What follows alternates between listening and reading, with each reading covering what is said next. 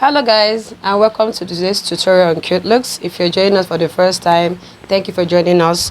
If you've been with us all the while, thank you too. So in this video, I'm going to be taking measurements of your top, your blouse, and then your shirt on a female. So many of us are having issues on how to take measurements on our shirt, tops, and our blouse. There are three types of clothes you wear at the upper side of your body. So here I have a female structure, a human being here. I'm going to be taking a measurement of her top first before we go to the shirt, and then I'll show you how to make your blouse, whereby you can apply this idea on your Igbo blouse, or when you want to make a gown with the bustier idea. So I'm going to be starting first with the top. So this is it. You can see even as she's standing, she's wearing a top. You can see this is a perfect length for a top. Be an adult, the best length to have your top length is on your hip, so it looks fitted on your body, be you're wearing a jean trouser or a skirt. So I'll be starting from the length first. Whenever you're taking your measurements, whatever part of the body it is, try to always get your length before any other part of the body. So I'm going to be taking a length here, and the length says 24. You can see it's resting above the hip area, so when she wears it, it looks very lovely on her, and then covers the shooting part of the buttocks a bit, so it doesn't expose her body too much, but still it's going to look smart and lovely on her body. So I've taken the length area first, and then I'm going to go to the back side and then take her shoulder from this point here, which is the key point of the shoulder, to the second side of the key point of the shoulder, which is saying 16. But it depends on the kind of top you're making. If it's a top that you want to make a puffy sleeve, you can push your tape a bit inside, and then she'll end up having 15, so that when you finish sewing, the puff comes up around there and still connects properly with your armhole, and then it looks good on her. So after taking our shoulder measurement, I'm going to be taking her bust area. Because it's a top and we need it fitted at the body, if it's something that the material is kind of stiff, you can make a passage around the neck area at the back, which is called the opening here, and make a loop, put a button, and then you can pass your neck around it. Because most times our top, we don't always have a wide neck. You can see this one is not wide, but the neck is stretchy, so the material is stretchy, so it's easy for you to pass. You can see it's piped with a bias. So around the bust area, you can see I'll just take the bust area a bit close to the body, but loosed a little, and still look smart on the body when you put it on. And then at the waist area, I will come down here and then take a measurement. You can see it's free on the body, even as we have a slim body size person here. You can see whereby if she wants to remove it, it's very easy for her. And then I'll come down to the upper side of the hip of her body, and then take the hip area.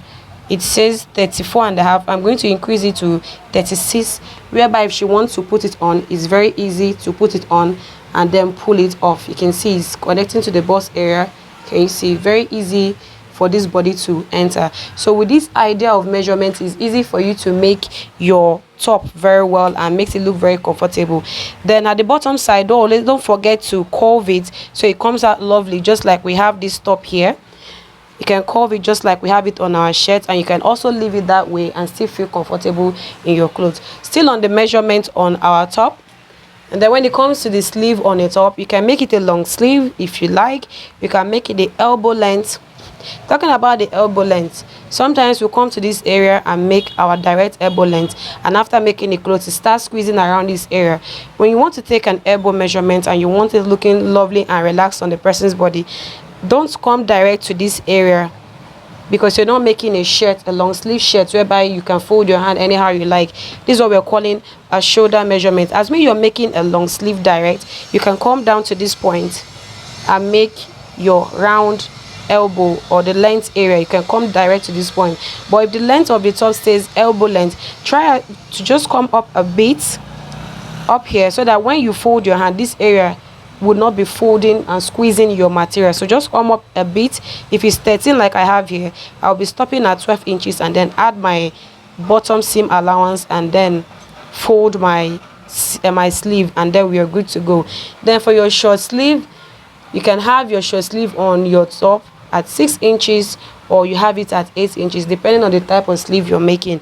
And then for your long sleeve, try as much as possible to always stop around this area, in case you're the type that likes to wear bangle or wristwatch. Be wherever it is, your long sleeve for a top is not meant to cover you all the way here, except the pattern of the clothes demands that. So that's it for making your, that's the measurement for making your top if you just want to make a simple top for yourself. Except you're making a kimono top, and if you're making a kimono top, you come to the center back of the person, starting from the center point of the person, and then come down here. If it's armless, you stop at this point here, but if it's having a short sleeve, you come down to this area and then you're good to go. And if it's a long sleeve, and then you take it all the way down except it's elbow length, and then you stop around this area. That is for a kimono top. If you notice, a kimono top is a top that does not have armhole to connect your sleeve.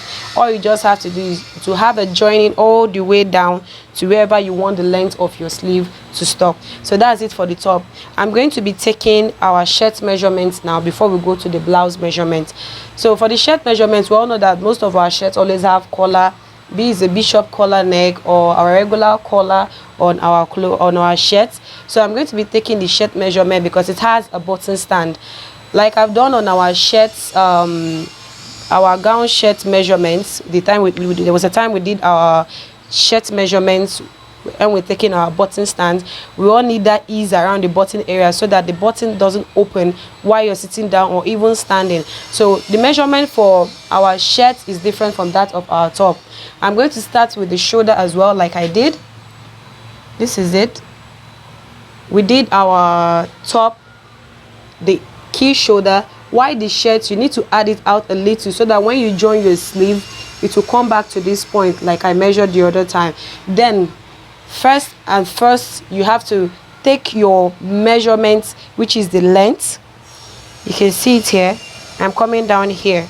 Except you want a hanging shirt, which is not going to look smart on you. It's going to look very little and childish. But for an adult, at least the length 25 to 24, it's okay for an adult shirt. Then after taking the length, I'll be taking the bust area for the shirt. You can see how free it is. So when you button your shirt, the button area, the button stand and the button hole will not be fighting and dragging with the bust area, whereby the button will be running off or even break. And then you come down to the waist area and also make it loose a bit off your body so that the shirt will feel cool on your body when you put it on. Then don't forget, your shirt also have the hip area. If not, you will not know the measurement to use here. So this is it. So after achieving this area, for this side to look cool, you should also be able to curve it out or make a slit around this area, and then you are good to go. Then coming back to the sleeve area, you can make a long sleeve from here down to this point here. Then you have it, either you're making a curve or you're just making the band to hold this area. Then like I said, around the top, around the elbow length, on the top, you should have your elbow length direct here at the elbow area. If you're making a long sleeve, it's meant to be the direct point of the elbow. It doesn't have any issue there because the length is long. But if it's a short length for a shirt, at most times you don't always have elbow length for a shirt. It doesn't look smart on a shirt. It's either you're making a 3/4 length or you're making a long sleeve, or you make a short sleeve simple, just like we have in our uniforms. We have it short, or we have it around this area, which is 17 points, the 3/4 length, or you make it a long sleeve. That is just the perfect fit of a sleeve on a shirt you're making. So straight to the blouse, we'll be making our measurement for the blouse. This is the area so many people have issues when they want to make their blouse, be the off shoulder or with the shoulder, when they're making their blouse with cup. So I'm going to be taking the measurement starting from the length. This is my 24. This is the length of my blouse. It could seem a bit long, but when you finish sewing it, it will run up to this side, whereby if you tie your wrapper, it won't be running out of your clothes. So this is 24. It's enough for the person that is standing in front of me, except the person wants their blouse to be very long. But mind you, when they want their blouse very long, it won't come out very smart because it's meant to be a blouse that is A-line, relaxing on your body and not looking too big as if you're making a mini gown. So as it is, I've taken the length. I'm going to be taking the nipple point, which is here. You can see I'm starting from the point of the neck. A nipple point says 9.5, not 9 inches. You can see it here. And then this is the under bust. It says 13 inches direct. Can you see? I took it under the bust and not hanging my hand like this. If you hang your hand like this, I don't know how you want to know. You find that you're ending at 12.5, and when you finish sewing the clothes, the under bust is running up. No, take your hand properly and place it under. You can see whereby if you finish sewing the clothes, this is how it's going to be on the person's body, looking relaxed. And while you're about to sew it, you don't place directly that 9.5. You make it 10 inches, because when you hold your shoulder, you can see it has run up, and here is still looking comfortable on the person's body. So that is it for the nipple point and the under bust. And I'm going to take the nipple to nipple point of the person's clothes. This says 7, depending on the size of the person's body. Feel comfortable to come closer, but not press the person. Just relax it on the body, and then you are good to go. After that, then you take the bust area. This pattern of blouse making, you're meant to make it a bit fitted to the body, not loose like the top or the shirt. You can see, because after making your bust cup, where the person wears it, is meant to hold the body back, just mold the body and make it look smart on the person, even though it's a native way, or you're applying it on an English attire to make a cup. Is meant to stay firm like a bra, so the person doesn't dance around the person's body. So you can see, or like other measurement that I was losing the tape, you can see this one, I can even hold back. And after making my cup, the cup brings out the person's sides of the body. After taking my round bust, I will go under the bust and take the round under bust. You can see it. You can see the measurement I have here. I'm having 33, and under here I'm having 27.5. So whereby if the person wears the blouse, you can see how fitted this area is going to be. And then, so I don't forget, sorry, I forgot to tell you, don't forget to place your half length. Always try to place your half length so that you know where to take the person's round waist measurement on your top, your shirt, and that of the blouse. So then you take your half length measurement. A half length measurement here, this is her abdomen, is saying 18, and then I'm going to go up 3 inches up, which is giving me 15 here.